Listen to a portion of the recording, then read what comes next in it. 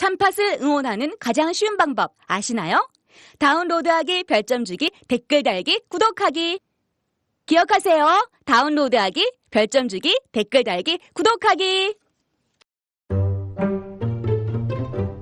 아이고, 싱크대 총장님. 이번에 싱크대는 입학금 얼마나 거두실 거예요? 입학금이요? 뭐 대충 한 100만 원 받을까요? 세면대는요?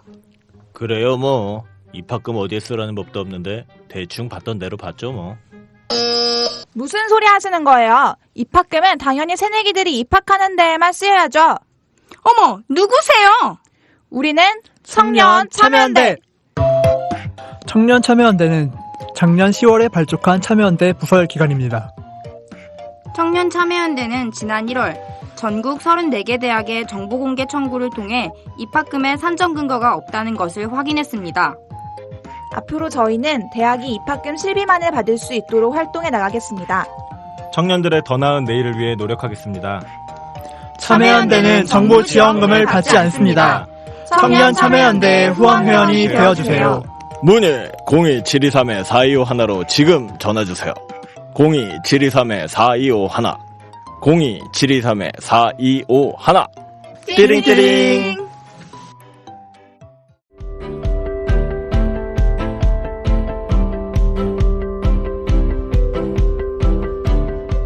시민 여러분 안녕하십니까?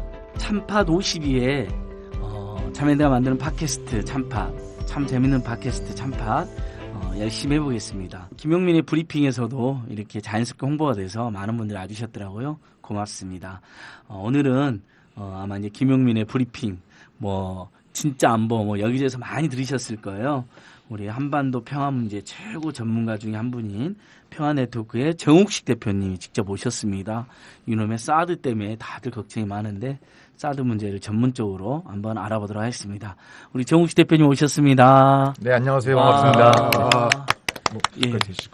사랑과 평화 에로스쿨 한상희 교수님 오셨습니다. 반갑습니다. 네, 건대 에로스쿨.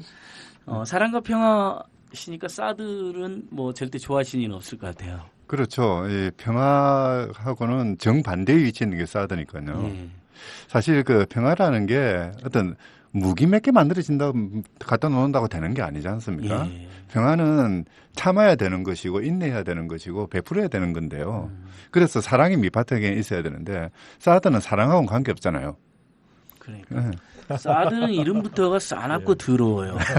제가 늘 생각해보면 이거 뭐지 골치 아픈 거네 이거 하면서 거의 아재 수준인데. 저같이 민생경제 캠페인하는 사람 입장에서도 이거 민생경제도 아주 망하게 생겼구나. 싸납고 더러운 것이다. 또 우리 정욱식 대표님 같은 군사 전문가들은 평화 전문가들은 이것은 북한 미사일을 막을 수도 없고 그러니까 발사를 못 막기도 하고 제일 좋은 건 발사를 안 하게 하는 상태잖아요. 그렇죠. 그다음에 설령 싸움이 나고 발사를 해도 역시 요격도 안 되는 이런 이야기를 하시더라고요. 네. 대표님 어떻습니까? 보통 분들이 그게 이제 서민들 내가 하는 이야기를 들은 거예요. 네. 야, 그거 발사도 못 맞고 발사봐야 못 요격한다며 일. 그다음에 한국 경제 다 죽게 생겼다 이렇게 이야기를 많이 하시거든요. 주변 시민들이요. 네. 아니, 그러니까 대통령께서는 이것이 이제 북핵의 위협으로부터 대한민국 국민들의 안전을 확보하기 위한 자유적 조치다라고 말씀하고 계신데 그 속을 들여다보면은 이건 좀 자유적 조치라기보다는 자해적 조치다라고 말씀을 드릴 수 있고, 그러니까 옛날에 이제 그리스 신화에 나오는 트로이의 목마처럼 이것이 이제 우리한테 미국이 주는 선물처럼 느껴집니다만 그 껍데기를 뜯어서 이게 보면은 오히려 이제 우리의 안보, 국민들의 안전, 더 나아가서 우리 전체의 국익을 아주 위태롭게 해칠 수 있는 그런 위험한 이런 부분들을 많이 내포하고 있거든요. 그래서 그런 부분들이 제대로 공론화되지 않은 상태에서 기습적으로 마치 군사작전하듯이 기습적으로 기습 발표를 하고 또 부지도 기습 발표를 했다가 성주 국민들이 좀 막 들고 일어나니까 제3의 후보지 이 얘기를 꺼내면서 이제 또 국민들 사이의 갈등, 지역 사이의 갈등 이런 부분들을 유발하고 있으니까 그 현지 지역 주민들도 도대체 이게 그렇게 중요한 이게 국책 사업이라고 한다면 이렇게 어처구니 없이 진행하는 것 자체도 이제 납득하기 힘들어하고 또 이제 제가 그 지난주에 가서 거기 국민분들 또 김천 시민분들 이렇게 만나 뵈니까 이분들이 이미 전문가가 되셨어요. 이 짧은 기간 동안 엄청나게 공부도 하시고 토론도 하고 그러면서 제가 특별히 말씀을 드리지 않아도 오히려 저보다 더 이렇게 저를 아시는 것 같아서 제가 깜짝 놀랐던 그런 기억도 납니다. 참 농사일 바쁘고 하실 텐데 이 사드 공부하신다고 정신없어요. 예, 우리 네. 성주 국민들, 김천 시민들. 그러니까 참외농사 하시도 바쁘신데 네. 사드 공부까지 하셔가지고 처음에는 성주에는 안 된다고 하셨다가 아니다, 네. 대한민국에 사드 자체가 필요 없다 이렇게까지 결론을 내신 것 같더라고요. 네네. 대단한 네. 결론이십니다. 하여튼 이 정부 들어와가지고 국민들을 헌법 공부를 부지런히 시키더만은 네. 뭐 이 권력 분립이니 뭐 그 거부권이 뭐 해가지고 사람 정신없게 만들더만 이제는 군사 무기에 대해서도 공부하게 만들어요. 네. 그러니까 사드는 근데 정말 그 이 영어를 항상 읽어도 네. 어려운 게 터미널, 하이, 알티튜드, 에이리어, 디펜스. 알티튜드라고 영국식 발음으로. 네. 알티튜드. 알티튜드 영국식 독일어 발음. 발음으로 네, 네. 알티튜드 네. 뭐 이렇게. 그러니까 이게 저도 이제 번역된 건 봤어요. 그러니까 종국적 단계에서의 고고도 뭐 방어 시스템 뭐 이런 식으로 하잖아요. 네. 그것을 약간 아직도 네. 많은 분들이 사드 그러면 무슨 미사일이다 이렇게만 알고 있는 네. 건데 네. 터미널이 붙어 있고 이런 이유를 조금만 설명해 주시면 좋겠어요, 대표님께서. 그러니까 제가 사드 이 녀석을 처음 만난 게 한 1999년, 2000년 이때 네. 무렵이었습니다. 저희들 중에서 가장 처음 만나신 분이죠. 아, 여기 앉아 계신 분들 중에서 처음인 것 같고요. 뭐, 예. 뭐 그 전부터 이렇게 문제가 되고 있었습니다. 그때는 이 사드의 T자가 터미널이 아니라 시애터였습니다. 그러니까 뭐 극장 이런 네. 뜻도 있습니다만 그게 전쟁터라는 뜻이잖아요. 네. 예, 그래서 시애터. 그래서 그때 당시엔 전역 고고도 미사일 방어 체계 이렇게 번역을 했었거든요. 근데 이게 이제 한동안 잊고 살다가 다시 이제 보니까 이게 이 시애터에서 T가 시애터에서 어느 날 터미널로 바뀌었더라고요.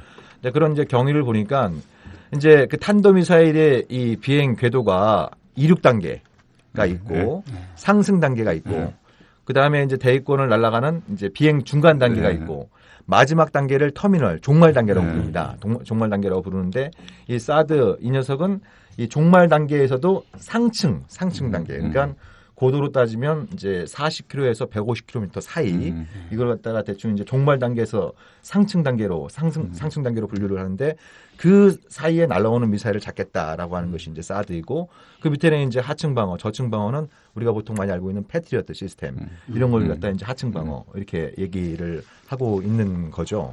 예, 그러니까 이게 이제 이름이 바뀌게 된 배경 중에 하나는 시애터 그러니까 전용 미사일 방어 체제라고 얘기할 때는 주로 동맹국가 해외 주둔 미군 이쪽의 방어에 한정을 했다가 이걸 터미널로 바꾸면서 종말 단계라고 이제 우리말로 이렇게 이름 바꾼 데에는 미국이 이걸 뭐 지역 뭐 예를 들면 유럽, 중동, 동아시아 또 미국 본토 이렇게 따로따로 이렇게 가는 것이 아니고 이걸 중에 이제 글로벌 MD 시스템으로 글로벌 미사일 방어 체제로 엮겠다라고 하는 이런 어떤 개념이 있으면서 시애터에서 터미널로 바뀐 거죠. 그러니까 철책처럼 쭉 이어서 네. 그냥 막 한 지역을 그냥 완전히 방어하는 그런 체제군요. 예. 그러니까 그 전까지는 이제 2000년대 중반까지만 하더라도 유럽 MD 따로, 예, 중동 MD 따로, 그렇죠. 동아시아 MD 따로, 네. 미국 본토 MD 따로 이런 성격이 강했다라고 한다면 부시 말기 때부터, 부시 말기 때부터 이걸 갖다 글로벌 다 MD 시스템으로 연결하자 이러면서 이제 그 명칭도 바뀌게 된 거죠.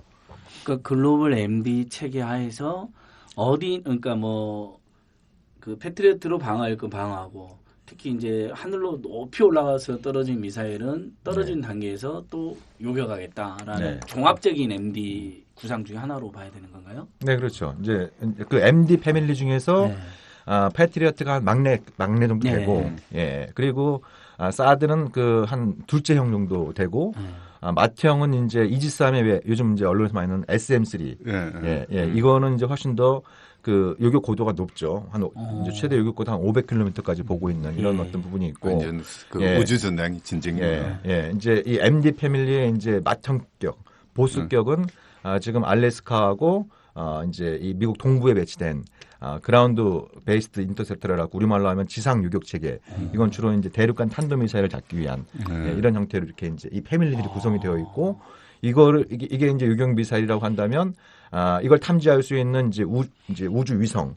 미국이 요즘 부지런히 쏘아 올리고 있는 것이 이제 우주 적외선 위성입니다. 그러니까 미사일이 발사할 때 이것이 이제 그 발화가 되면 열이 발생하지 예. 않겠습니까? 그러니까 적외선 위성에서 그걸 탐지를 하고 이 탐지된 정보를 가지고 레이더가 계속 추적하기 위해서 지금 뭐 사드와 함께 뭐 엑스밴드 레이더가 전 세계 곳곳에 배치되어 있는 이런 부분들을 다 이제 실시간 네트워크로 엮겠다라고 하는 게 미국의 구상인 거죠.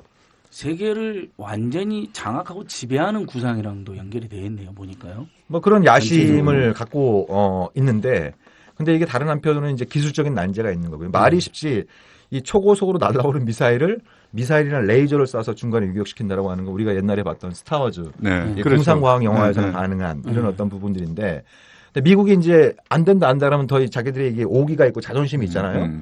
우리의 과학기술 능력하고 우리의 경제력이면 충분히 할 수 있다. 특히 이제 이런 이 무기들을 만드는 군수산업체들이 자꾸 이제 그런 신화들을 그렇죠. 유포하는 거죠. 네. 안 된다 그러면 더 네. 할 수 있다라고 하는 이런 어떤 신화를 유포하고 그 과정에서 이제 북한과 같은 미국이 말하는 이른바 이제 깡패 국가들, 뭐 악의 축국가들 이런 나라들의 위협을 이제 부풀림으로써 그러니까 사드가 MD의 일종이고 MD는 미사일 디펜스 아닙니까? 그렇죠. 예. 그러니까 미사일 디펜스의 대전제는 미사일이 있어야 가능한 거고, 그죠? 그렇죠. 그리고 그 미사일을 누군가 쏠 수 네, 있다고 네. 이게 얘기가 돼야 가능한 거 아닙니까? 예, 이런 부분들을 자꾸 미국 국민들한테 얘기를 해야지, 그런 것들을 갖다 해도 썰을 풀어야지 이게 가능한 구조이니까 이게 이 이른바 북핵 문제 이런 거하고 악연의 역사가 굉장히 깊습니다. 20년이 훨씬 더 문제예요. 제가 아까 1999년에 이미 이제 사드란 이 녀석을 처음 만났다고 말씀을 드렸습니다만 크게 볼 때 미국에서 크게 볼 때 두 가지 흐름이 있었던 것이죠. 이제 90년대 초반부터 한편으로는 협상을 통해서 그러니까 군사적인 억제는 기본으로 하되 협상을 통해서 문제를 풀겠다라고 하는 큰 흐름이 있는 것이고 예. 다른 한편으로는 무슨 북한하고 협상이냐 오히려 이제 그런 북한의 위협에 대해서는 사드를 비롯한 MD 강화를 통해서 완벽하게 군사적으로 제압할 수 있는 그런 능력을 갖춰야 된다라고 하는 이 큰 흐름이 지난 22년 동안 계속 충돌해 왔던 거거든요. 네, 충돌해 오다가 지금 이제 2015년, 16년 들어서 이게 지금 굉장히 안 좋은 형태로 폭발이 되고 있는 이런 상황인 거죠. 그러니까 이 사드를 비롯한 MD는 북핵을 먹잇감으로 삼아가지고 꾸준히 이렇게 이제 성장을 해왔던 겁니다. 예. 그리고 북한은 거꾸로 북한의 입장에서는 세계 최강의 공격 능력을 갖고 있는 미국이 북한의 그 아주 제한적인 공격 능력을 방어할 수 있는 이 방패를 갖게 되면 북한은 더 불안해지지 않겠습니까? 그렇죠. 그래서 그걸 뚫기 위해서 핵도 많이 만들고 미사일도 더 많이 만들고 최근에는 이제 잠수함에서까지 탄도미사일 발사하는 그런 어떤 형태. 그러니까 북핵과 사드가 서로 먹잇감으로 삼아서 이 적대적으로 동반 성장하고 있는 이런 양상들이 최근 두드러지게 나타나고 있다고 할 수 있죠. 사실 그 군수산업 입장에서는요. 무기 체제가 성공하느냐 안 하느냐는 중요하지 않죠. 예. 오히려 이제 어떤 위험이 존재하고 그에 대해서 대응해야 될 필요성이 있다는 것만 계속 강조하면은 뭐 그에 대해서는 수요가 얼마든지 나오는 거니까. 뭐 사드도 그런 맥락인 것 같아요. 근데 이제 한 가지 좀 그한 게 방어 체제라고 그러잖아요. 네. 근데 현대전에서 방어라는 개념이 의미가 있는 겁니까? 그러니까 정부도 계속 자위수단이라고 이야기를 하는데 사실 방어가 공격이잖아요. 그러니까 그 이제 대통령도 여러 차례 말씀하셨습니다만 사드 그 자체만 놓고 보면 방어용 무기가 맞습니다. 이 사드 유격 미사일이 무슨 뭐 평양을 때리고 그렇죠. 베이징을 때리고 뭐 블라디보스톡을 때리고 이런 게 아니거든요. 그거는 날라오는 미사일을 중간에 맞춰갖고 이제 그 유격하겠다라고 하는 거니까 그 자체로는 방어용 무기가 맞습니다.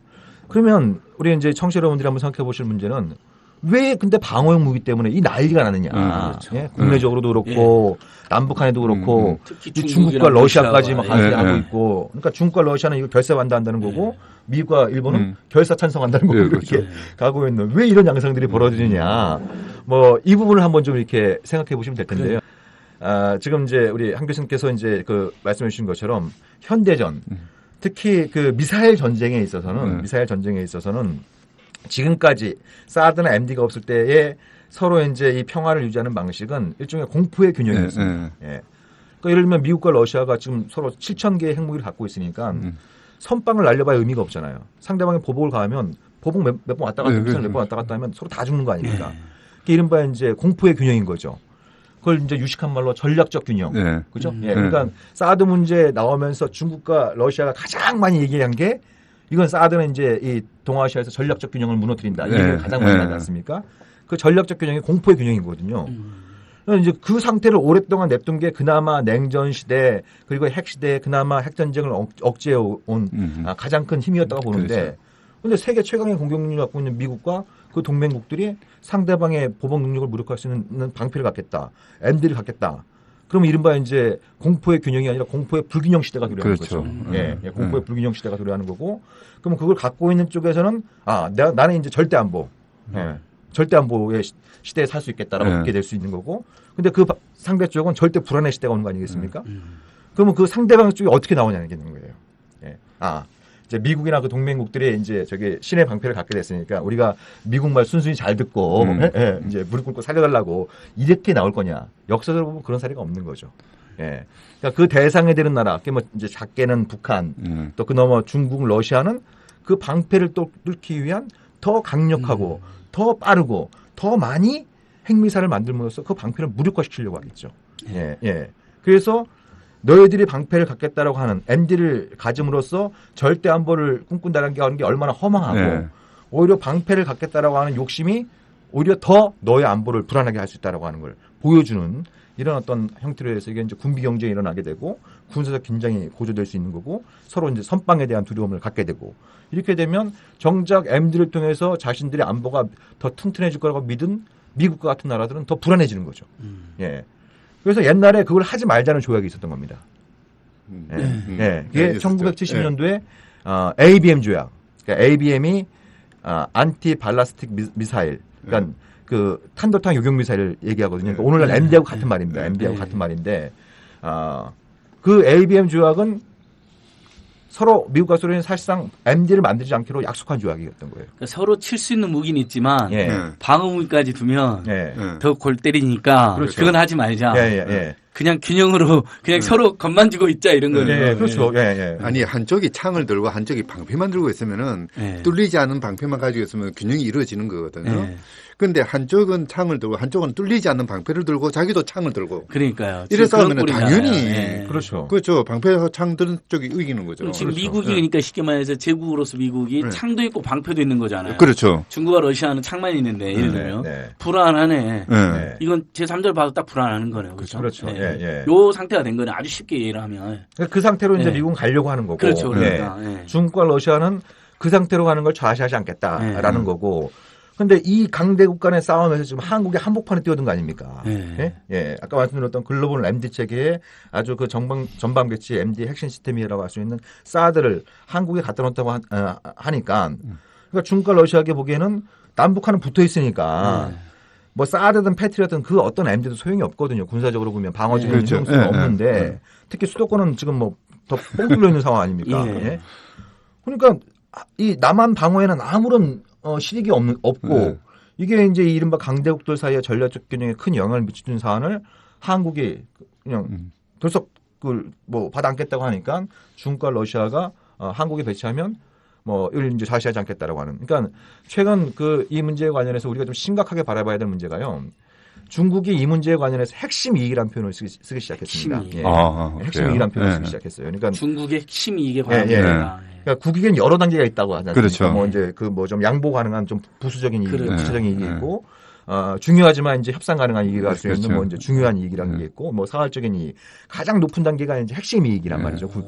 이거는 국가의 영토 주권, 이건 안보 주권, 생존과 그 결부됐을 때 쓰는 표현이 핵심 이익이란 건데, 중국이 이 얘기를 꺼낸 이유는 배경은 그거죠.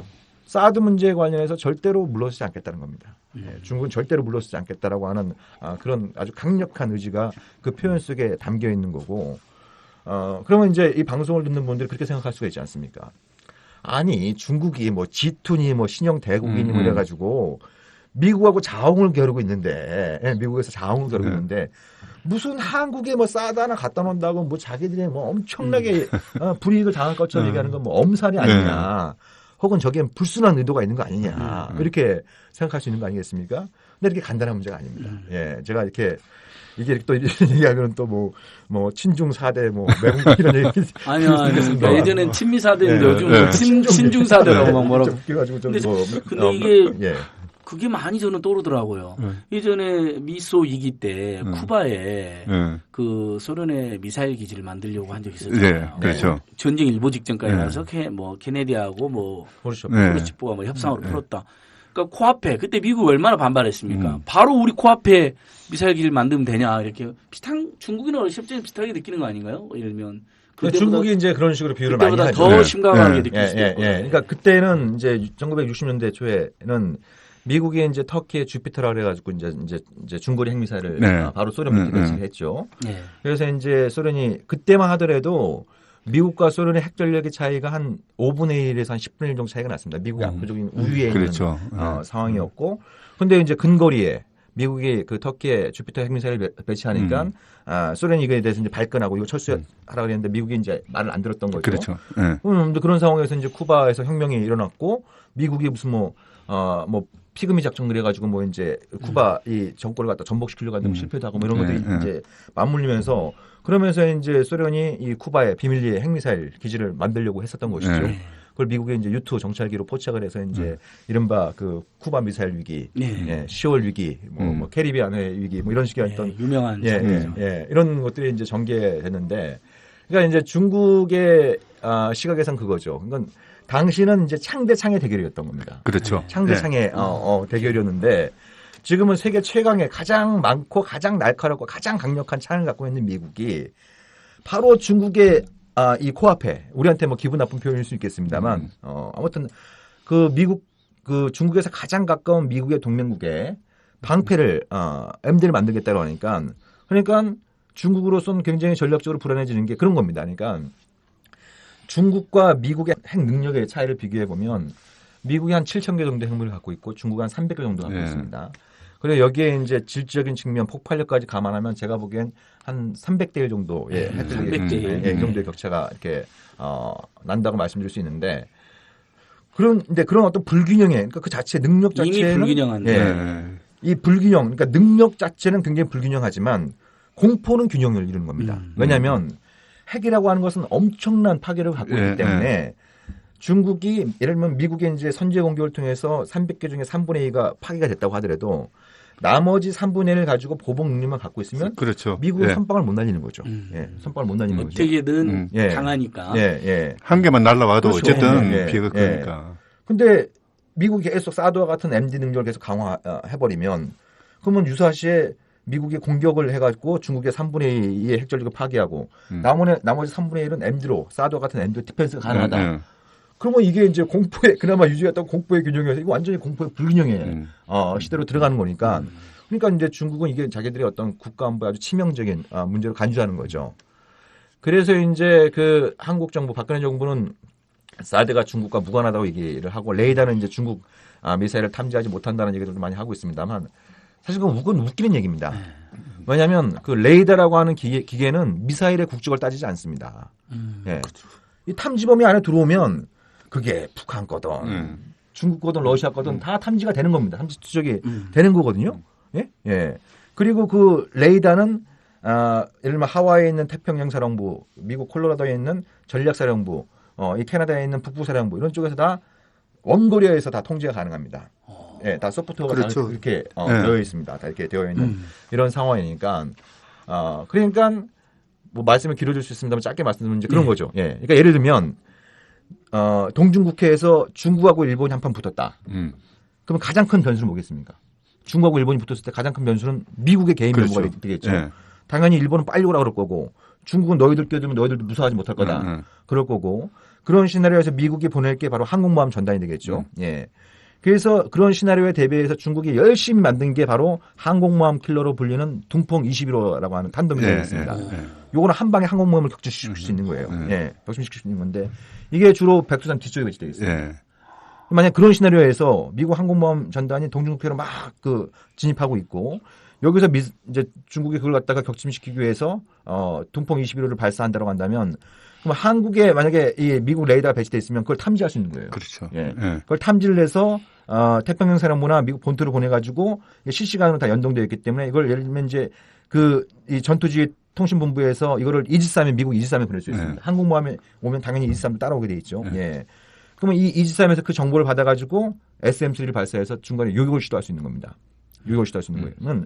제가 대충 계산해 보면 한국에 레이더가 있게 되면 미국이 그런 탐지 시간을 한 4분에서 한 5분 정도 단축시킬 수가 있습니다. 예. 근데 사드와 같은 MD는 이건 시간과의 싸움이거든요. 예. 상대방이 미사일을 발사했을 때 얼마나 빨리 정확하게 탐지하고 추적할 수 있느냐가 아주 핵심적인 관건인데 한국의 레이더가 배치되면 한 4, 5분 정도 먼저 탐지를 하고 그걸 갖다 추적을 할 수 있는 겁니다. 조기에. 예. 그러니까 미국으로선 해상 MD, SM3를 발사해서 중국의 항공모함 킬러를 유혹할 수 있는 이런 어떤 시나리오에서 훨씬 더 유리한 상황을 갖다 이제 점할 수 있게 되는 거죠. 그러면 미국이 그런 어떤 능력을 갖게 될수록 이 동아시아의 무력 충돌이 발생했을 때 군사적으로 개입할 수 있는 자신감은 더 커질 거고 거꾸로 중국의 입장에서는 미국 너희들 끼어들지 마라. 이게 이제 이 말빨이 더 안 먹힐 거 아닙니까? 예, 말빨이 더 안 먹히게 되면 그러면 중국이 그래서 어떤 얘기를 하냐면 미국과 중국의 무력 충돌이 발생했을 때 유사시에 한국의 사드 기지가 제일 타격 대상이 될 거다라고 하는 것은 그런 군사적인 맥락에서 나오는 겁니다. 예. 그리고 이건 엄연히 이제 우리 한 교수님도 계십니다만 그거는 국제법적으로 중국의 자위권 행사가 되는 것이죠. 그렇죠. 예. 왜냐하면 미국과 중국이 이제 무력 충돌이 벌어졌는데 한국은 제3자 아닙니까? 제3자인 한국이 미국한테 레이더 기지를 제공하는 셈이 되는 거죠. 예. 군사 시설을 제공하는 그렇죠. 거죠. 예. 예. 그러면 한국은 중국한테 군사적인 적대 행위를 하는 거기 때문에 중국이 레이더 기지를 한국에 있는 레이더 기지를 공격하는 건 자위권 행사에 해당될 수 있기 때문에 그러니까 이거 보통 문제가 아닌 거죠. 보통 문제가 아닌 이런 어떤 거죠. 굉장히 복잡하고 무서운 문제인데 그래도 우리 정우식 대표님이 그동안 나온 패널들 중에서 가장 전문적으로 쉽게 설명해 주신 것 같아요. 이해가. 패널 몇 번 안 나오셨군요. 아니, 많은 패널들이 오셨는데 이렇게 전문적으로 그렇죠. 해주시는데 그 느낌이 확 나요. 쉽게 해주시는 분은 많지 않거든요. 그 사드 논란 나왔을 때 초기에 이제 사드가 그 레이더가 중국 쪽이 아니라 북쪽을 향하고 있다. 그래서 괜찮다라고 했던 게 순 거짓말이잖아요. 그러니까. 아니 그러니까 레이더가 이 각도가 전방으로 130도 펼쳐집니다. 130도 펼쳐지니까. 130도 이렇게 펼쳐지고 그래서 이제 북쪽으로 향하겠죠. 예. 근데 레이더의 또 탐지 범위를 갖고 이제 논란이 되고 있습니다만 아무튼 뭐 저는 기본적으로 이 부분에 관련해서 그 군부에서 나온 문서를 신뢰합니다. 여기서 보면은 이 미국 군부에 나온 문서에서는 이 ANTPY2라고 불리는 이 레이더의 탐지 범위가 1000km 이상으로 나옵니다. 예, 이상으로 나오고 그리고 미국 과학자들이 시뮬레이션을 돌린 거는 3000km까지 나옵니다. 예, 3000km까지 나오고 그래서 어떤 걸 신뢰할지 모르겠지만 일단 최소 1000km 이상은 나간다는 거예요. 그럼 한국의 어디 예를 들면 뭐 성주나 이런 쪽에 배치가 되면 130도 각도로 해서 1000km를 쫙 이렇게 펼치게 되면 거의 동북 삼성이 다 들어오는 거죠. 베이징 저쪽에 이제 바레만 이쪽에는 이 류승기지 이런 쪽에 이제 쫙 다 들어오게 됩니다. 이게 쫙 다 들어오게 되고 그리고 그 이제 레이더가 미사일 탐지할 때 우리가 이제 상식적으로 또 이제 이해를 좀 하셔야 될 게 지구는 둥글지 않습니까? 레이저 빔은 직선으로 나갑니다. 그러니까 발사하자마자 탐지할 수는 없는 겁니다. 레이저가. 그래서 발사하자마자 탐지하기 위해서 미국이 열심히 써 올리고 있는 게 아까 말씀드렸던 우주 적외선 위성인 거죠. 여기서 탐지하고 야 쐈다. 그 정보를 갖다 예를 들면 사드 레이더에 전달을 하는 거죠. 쐈으니까 지금부터 추적해라. 이런 어떤 형태로 가는 건데 이게 1000km에서 최대 3000km까지 이렇게 쭉 이렇게 펼치게 되면 그러면 이게 어디까지 들어가게 되면 이제 뭐 중국이 이제 남부를 제외한 대부분의 지역들이 들어가고 러시아의 극동 지역이 상당 부분 커버가 되는 이런 어떤 이제 이 대충 그림이 나옵니다. 최대 탐지 범위가. 예. 그러니까 이제 중국이나 러시아 한 얘기는 이거는 한국 방어에도 별 소용이 없을 뿐더러 그거를 설사 인정한다고 하더라도 한반도 안보 수요를 훨씬 넘어서는 거다. 그렇죠. 예. 안보 수요를 훨씬 넘어서는 거다. 이렇게 얘기를 하고 있는 거죠. 사실 그러고 보면 우리나라 땅덩어리가 너무 좁아요. 그렇죠. 네, 좁으니까 다른 나라까지 다 이렇게 감시가 돼버린 건데.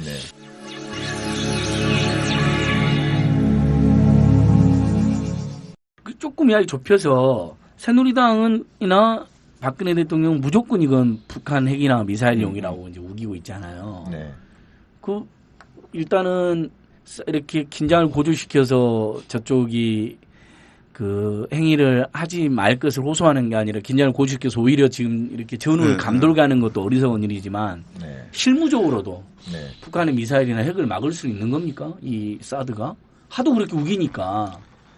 그러니까 제가 보기에는 서울은 예를 들면 무슨 사드 아니 무슨 고고도까지 가는 미사일을 쓸 이유가 없잖아요.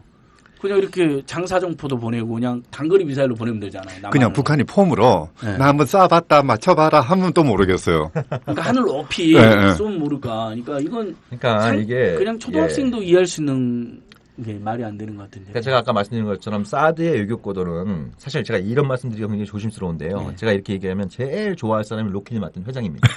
그 이유는 제가 좀 이따 말씀드릴 텐데. 로키드 마틴 회장이. 사드 만드는. 예. 사드의 요격 고도가 최저 40km입니다. 네. 예. 그리고 최고 고도는 150km입니다. 그러니까 그 사이에 미사일로 날라오면 그걸 요격을 시도할 수 있어요. 맞출 수 있는지 없는지 모르겠지만 아무튼 그 요격 그 고도가 그렇습니다. 요격 이제 반경이. 그러면 북한이 그걸 무력화시킬 수 있는 방법은 아주 간단합니다. 그죠? 40km 예를 들면 아래로. 예를 들면 이제 사드 처음 뭐 그 공론화됐을 땐 북한이 저기 수도권을 향해서 높이 쏴버리면 패트리어트를 못 막으니까 사드가 필요하다고 얘기했잖아요. 근데 성주로 발표되면서 수도권이 빠졌잖아요. 예, 수도권이 빠졌단 말이에요. 그러면서 국방부가 굉장히 강조한 두 개의 방어권역이 있습니다. 평택권. 그렇죠. 그다음에 부산 경남권. 예. 예. 평택권은 왜 중요하냐면 여기에 캠프 험프리하고 오산 공군기지가 있잖아요. 아시아 최대 규모의 미군 기지가 있습니다. 예. 그러면 이게 지금 계속 확장되고 있는 이런 어떤 상황에 있고. 그다음에 여기. 근데 성주에서 평택권까지가 한 170km 정도 됩니다. 근데 뭐 이제 그 언론을 통해서 많이 나왔습니다만 또 박근혜 대통령도 직접 자기가 그 국가안전보장을 위해서 이제 그림까지 사진까지 보여주면서 막 이제 이 국무위원들한테 이제 뭐 자기 강의도 했습니다만 성주 딱 찍고 이 반경 200km. 그러니까 사드 요격 미사일의 최대 사거리가 200km니까 딱 그 동심원을 그려가지고 이 반경 200km 지역은 다 안전한 것처럼 얘기를 했습니다. 예. 그리고 이제 이 평택권이 170km니까 이 평택 방어된다 이렇게 얘기를 하는데 이건 말이 안 되는 얘기예요. 그렇죠. 왜냐하면 이 200km라고 하는 건 사드 요격 미사일의 최대 사거리입니다. 예. 그러면 요격 고도가 올라가면 올라갈수록 뭐예요? 지표상의 거리는 짧아지겠죠. 삼각형을 이해하시면 돼요. 대각선하고 이제 이 가로에 있는 예각의 각도가 커지면 커질수록 뭐예요? 가로의 길이는 짧아지잖아요. 예? 그렇지 않습니까? 가로의 길이 짧아지는 겁니다. 그래서 이거 200km가 아니라 요격 고도에 따라서 이 거리가 짧아지게 되어 있습니다. 이제 그 부분이 하나 있고요. 또 하나는 북한이 예를 들면 유사시에 평택을 향해서 미사일을 쐈다. 그러면 최저 요격 고도가 사드의 최저 요격 고도가 40km인데 40km까지 떨어진 점이 어디냐는 거예요. 예? 어디냐는 거예요. 어디쯤 되겠습니까? 서울인가요? 수도권이나 휴전선쯤 될 거 아닙니까? 평택에서 예? 40km 떨어져. 예. 그러니까 왜냐면 포물선을 그리면서 날아가기 때문에 평택에서 40km 정도의 고도가 되면 그건 평택으로 떨어진 게 아니라 어차피 계룡대나 대전 쪽으로 날아가겠죠. 그렇죠. 그죠? 예. 평택을 공격하려면 이 북한의 미사일이 탄도면서 이렇게 떨어지다가 40km가 형성되는 지점은 수도권이나 휴전선쯤 되는 겁니다. 예? 예를 들면 북한이 스커드를 쐈다 그러면 그러면 사드의 사거리도 미치지도 못해요. 예. 간단하게 삼각함수만 기초적인 삼각함수만 알면은 그게 계산이 그러니까 나오는 거잖아요. 40km 지점은 서울이나 수도권 상공이니까 거기서는 지금 미사일이 못 가네, 사드가 못 가죠. 그리고 그 앞에서 떨어지네. 그렇죠. 그러면 북한 미사일은 평택으로 오고 사드 미사일은 서울로 떨어지는 황당한 상황이 발생하네. 그건 이제 우리도 날아가 버리겠죠, 이제. 날아가 버리겠죠. 예. 근데 사드도 이렇게 가다가 어느 순간 떨어지겠죠. 포물선 그려 떨어지지 않게 되나요? 그게 이제 중력의 법칙에서 이제 떨어지겠죠, 어딘가에. 그러니까. 떨어지겠습니다만. 근데 이렇게 그러니까 저희들이 생각해도 말이 안 되는 단순한 이런 황당한 것을 이렇게 거짓말로 밀어붙일 수가 있을까요? 그러니까 뭐 그 로키드 마틴에서 나온 팜플렛을 이제 맹신하고 계신 것 같은데 아무튼 그래서 평택은 방어가 안 됩니다. 예. 아주 쉽습니다. 북한이 자, 그럼 부산 경남권은 어떠냐? 이제 거기는 핵발전소 때문에 그렇죠. 거기 핵발전소도 있죠. 국가 기관시설 다 몰려 있죠. 그다음에 뭐 김해공항이니 부산항, 뭐 진해항, 포항 이런 쪽이니까 유사시 미국 증원 전력이 들어오는 겁니다. 그렇죠. 예, 진입로죠. 그러니까 여기도 아주 중요한 방어권역이에요. 그럼 근데 성주에서 이 부산 경남까지가 대충 100km에서 120km 정도 떨어져 있습니다. 그럼 200km 반경을 그리면 그건 확실히 들어오잖아요. 예. 그럼 여기 방어가 된다 이렇게 얘기를 하는데, 근데 이것도 말이 안 되는 얘기입니다. 이것도 북한이 회피할 수 있는 아주 간단한 방법이 있어요. 저를 뭐 이적죄로 처벌할지 모르겠습니다만, 그럼 뭐냐면 아까 말씀드렸잖아요. 예, 평택을 공격할 때 40km 밑으로 떨어지게 하면 되잖아요. 또 최고 요격 고도가 150km 사드가. 예, 그 위로 넘겨버리면 돼요. 여러분 북한이 노동미사일로 좀 각도를 높여가지고 그걸 넘겨버리면 되는 겁니다. 그렇죠. 예? 넘겨버리면 이게 펀치가 안 되잖아요. 예. 근데 북한의 노동미사일의 재원을 보면 이 미사일의 최대 사거리가 1300km입니다. 지금 최근에 계속 늘어나고 있잖아요. 예. 1300km인데 보통 미사일의 최고 비행 고도는 사거리의 4분의 1을 잡습니다. 그럼 325km라는 게 나오죠. 예. 근데 북한이 예를 들면 유사시에 부산 경남권을 공격하는데 1,300km까지 쏠 필요가 없는 거죠. 그렇죠. 한 500에서 600km 정도만 사거리를 줄이면 되는 거죠. 그러면 사거리를 줄이면 더 높이 쏠 수가 있는 겁니다. 그렇죠. 예. 예. 그래서 고도 500km, 600km 이렇게까지 올라갈 수 있게 쏠 수 있는 거예요. 근데 사드의 최대 요격 고도는 150km입니다. 그보다 훨씬 높게 쏠 수 있는 거예요. 훨씬 높게 쏠 수 있는 거예요. 예? 그러면 앞에서는 못 막습니다. 그죠? 앞에서 못 막아요. 그러면 이제 떨어질 때 그걸 맞추면 되지 않겠냐 이렇게 하는데 이게 또 문제가 뭐냐면 레이더는 전방을 주시하고 있지 않습니까? 예? 넘어가면 그 다음부터 레이더는 까막눈이 되는 거예요. 그렇잖아요. 그렇죠. 아, 넘어갔으니까 레이더를 갖다가 뒤통수 돌려가지고, 넘어가는 거죠. 확 돌려갖고. 그게 정식 대표님이 방송을 박근혜 대통령이 들으면 제주도에 사드 또 놓자 그럴 것 같은데요. 그러면 하나 더 놓자 이제 또. 그래서 그러니까 제가 대마도에 너무 그래서 지금 그 소리 나오잖아요. 하나로는 안 된다. 여러 개 설치해야 될 거다라는 소리 나오잖아요. 그러니까 사드 하나 들어오면 이게 계속 줄줄이 따라오고 가능성이 높다는 게 있고 제가 그래서 아까 그 말씀드리지 않았습니까? 제가 이런 얘기하면은 제일 좋아할 사람이 로키드 마틴 회장이라고. 그러니까 네. 그래서 그렇구나. 자 보세요. 제가 그 2주 전쯤에 요 문제를 가지고 한미연합사에서 이 미사일 작전을 담당했던 분하고 한번 이렇게 이 문제 갖고 토론한 적이 있습니다. 그래서 제가 조목조목 얘기를 했습니다. 평택권이 왜 안 되는지 아까 말씀드렸던 그 취지로 부산 경남권은 왜 안 되는지 말씀드렸어요. 그분이 놀랍게도 다 인정하세요. 네, 정확하게 보시는 거라고. 인정 안 할 수가 없죠. 네, 정확하게 보시는 거라고. 근데 그분 말씀이 그래서 이 수도권에 이 한국 서부에도 제2의 사드 포대가 필요하고 부산 경남권을 방어하기 위해서 한국도 이지스함을 추가로 도입해가지고 SM3를 달아야 된다는 겁니다. 그 수도권 방어를 강화하기 위해서 패트리어트 더 증강하고. 이렇게 이제 그걸 대안으로 그러니까 말씀하신 요즘에 거죠. 방송 토론에 틀면 정식 대표님 자주 나오시는데 저놈들이 그걸 노린 것 같아요. 정식 대표가 예리하니까 그렇게 이야기하게 된 다음에 기다렸다는 듯이 정 대표 말이 맞아요. 그러니까 사드를 몇 개 더 넣읍시다. 아 진짜 그런 것 같아. 아, 뭐 방송 토론은 별로 안 나갑니다만. 아니 아무튼, 최근에 심야 토론에서 아주 열심히 또 하시고 정말 우리가 응원 많이. 근데 이제 그렇게 될 경우에는 지금 사드는 미국이 놔주는 거잖아요. 자기 돈으로 넣겠다는 거 아니에요. 근데 이제 그렇게 하면 이제 우리가 사야 되는 거죠. 최소한 1+1으로 가는 거죠. 그렇죠. 그렇죠. 하나 줄 테니까 하나 사라 이런 느낌. 오늘 표현들이 굉장히 재밌으세요. 줄줄이 비엔나, 1+1 쉽게. 그러니까 이제 아주 쉽게 우리 애청자들이 40에 150km 고도니까 이북의 지금 작전 능력으로는 40m로나 우리 그 지형이나 작전 능력으로 40m로나 150 이상으로 해서 얼마나 타격이 가능하니까 어차피 무용지물인데 그걸 알면서도 배치한 건 결국 중국 러시아용이라고 그렇게 볼 수도 없고. 그러니까 알면서도인지는 잘 모르겠어요. 그러니까 이분들이 이렇게 알면서도 그런 내용 이런 내용들을 알면서도 이거 좀 이제 생떼를 쓰고 계신 건지 아니면 진짜 이게 유격이 가능하다고 믿고 계신 건지 제가 잘 모르겠어요. 근데 이게 이 사드나 이런 MD 관련해서 유명한 아주 재미난 얘기가 하나 있습니다. 2004년도에 미국의 대선을 앞두고 그때 부시 1기였죠. 부시 1기였는데 그때 미국 부시가 북한의 대륙간 탄도미사일로부터 미국 본토를 방어해야 된다고 알래스카하고 캘리포니아 이런 쪽에 아까 말씀드렸던 MD 패밀리의 이제 맏형격인 그 GBI 그걸 배치하기로 했습니다. 그러니까 막 이제 미국 과학자들이나 언론에서 난리가 났죠. 야, 아직도 그 이제 이 시험 테스트도 안 되는 것 같다가 그걸 왜 이렇게 서둘러서 배치하느냐. 그러니까 그때 미국 국방부 장관이 그런 얘기를 했습니다. 아, 당신들 말 다 이해하는데 better than nothing. 없는 그렇죠. 것보다 낫다. 없는 것보다 낫다. 이라고. better than. 그게 제가 아까 말씀드렸듯이 성공 여부는 중요하지 않다니까요. 일단은 작은 위협이라도 있으면 그렇죠. 과장해서 그렇게 해서 만들면 협박용이죠. 없는 것보다 낫다. 그런 거죠. 그러니까. 아니 실전에서 이게 핵미사일이 한 번 떨어지면 수백만 명이 죽을 수 있는데 적어도 미국 국민들의 안전을 지키고 있는 이 미국 정부 입장에서는 요격을 시도를 해봐야 될 거 아니냐. 시도를 해봐야 될 거 아니냐. 이런 식으로 막 여론을 몰아붙이는 거예요. 지금 비슷한 상황인 겁니다. 이 한계를 인정하는 분들은 그래도 떨어지면 뭐 엄청나게 많은 사람들 대한민국이 정말 큰일 나니까 시도를 해봐야 되는 거 아니냐.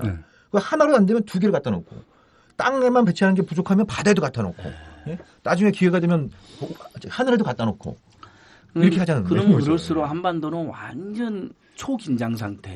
그럼요. 무기 완전 무기 전시장이 돼버리는 거죠. 그다음에 신냉전의 첨단 기지 뭐 이런 식 돼버리는 거 아니야. 화약고 같은. 이제 거기에 복지 예산 같은 건 다 갖다 부어야 되는 거고. 그러니까 결국 그럼 새누리당이 이렇게 큰 소리 친단 말이죠. 야당이나 시민단체. 사드 말고 북한 핵이나 미사일 막을 대안 있으면 내놔봐라. 이럴 때 어떻게 대답하고 계세요, 최우식 대표님? 그 토론에서도 계속 그렇게 이야기하잖아요. 막 김진 논설위 원이 소리 지르더만요, 막. 그분 막 소리를 질러 토론하다가 갑자기 우정 대표님은 점잖게 하고 있는 그때 거 봤어요. 제가 좀 졸고 있었는데 그분이 소리를 질러주셔갖고 제가 잠을 번쩍했던 기억이 있습니다만. 아무튼 그러니까 그게 웃기는 겁니다. 네. 왜냐하면 지금 정부 이 얘기에 따르면 사드가 빨라야 내년 말에 배치된다는 거 아닙니까? 그럼 사드가 없으면 북핵을 못 막으면 내년 말까지 북핵 뭐로 막습니까? 그러니까 그렇죠. 그것도 문제고. 네. 북핵 뭐로 막냐는 거예요. 네. 당장 우리를 칠 것처럼 이야기하면서. 그러면 그거부터 대책을 내놔야 될 거 아닙니까? 예? 그러니까 저는 좀 야당도 좀 답답한 부분이 있습니다. 그렇게 얘기를 하면 그러면 내년 말까지 북핵은 뭐로 말 거냐? 예. 그러니까 이렇게 야당이 보니까 속시원해 받아 못 치던데요. 당론도 못 정하고 있지만 바보들처럼. 근데 대안은 이미 있습니다. 대안은 이미 작동 중인 게 있고 또 이제 박근혜 대통령하고 오바마 행정부가 피하고 있는 대안들이 있는 거죠. 예. 예를 들면 그겁니다. 우리 예를 들면 안진걸 처장님이 싸움 잘해 생겼잖아요. 예. 근데 제가 한 대 때리고 싶은데 못 때리는 이유가 뭐겠습니까? 못 때리는 이유가 뭐예요? 제가 착해서요? 한 대 때리면 제가 한 두어 대 더 맞을 거 아닙니까? 예? 두어 대 더 맞을 거 아니에요. 그럴 것 같아 보이지는 않는데 하여튼 그렇다고 합시다. 제가 더 순하게 생겨가지고. 그러니까 이제 이 외모 자체가 억제력이잖아요. 외모 자체가 억제력이잖아요. 예. 생각해 보십시오. 아주 간단히 말씀드리면 한미동맹이 셉니까? 북한이 셉니까? 예. 한미동맹이 셉니까? 북한이 셉니까? 말도 안 되죠. 말도 안 되죠. 말도 안 되는 얘기잖아요. 예. 북한이 핵미사일을 못 쏘는 이유는 아주 간단합니다. 지들이 쐈다는 지들 끝장나는 거거든요. 그 순간 끝이죠, 뭐. 그 전문 용어로 대북 억제라고 그러지 않습니까?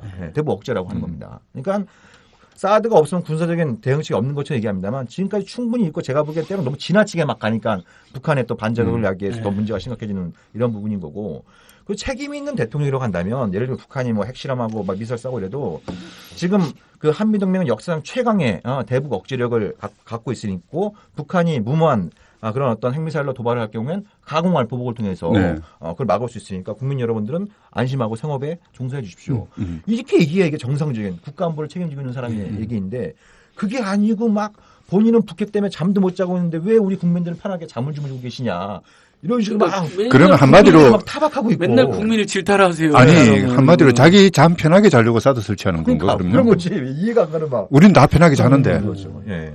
국방 예산도 지금 40조 이제 내년부터 돌파한다고. 그러니까요. 돌파 요즘 그렇게 엄청난 돈을 쓰는데 북한은 실제로 몇 조도 안 될 걸요. 국방 예산이. 제가 알기로 1조 수준인가 그렇다고 그러는데요. 정확한 건 알 수 없는데 일단 국방부가 이제 얘기한 건 한 30대 정도다. 그러니까 우리가 훨씬 많이 쓰고 아니 30대를 쓰면서도 물론 이제 저쪽이 비대칭 무기를 이제 개발한다는 건 저희도 인정하고 알고 있지만 그러니까 근본적으로는 대화하고 협상하자는 거고 설령 대화 협상이 고착 상태에 있다더라도 얼마든지 억제를 갖고 있는 거 아니에요. 그렇죠. 예. 그리고 물샐 때면 방어를 하고 있고 감시도 하고 있고 지금도 북한이 뭐 하는지 다 보이잖아요. 네.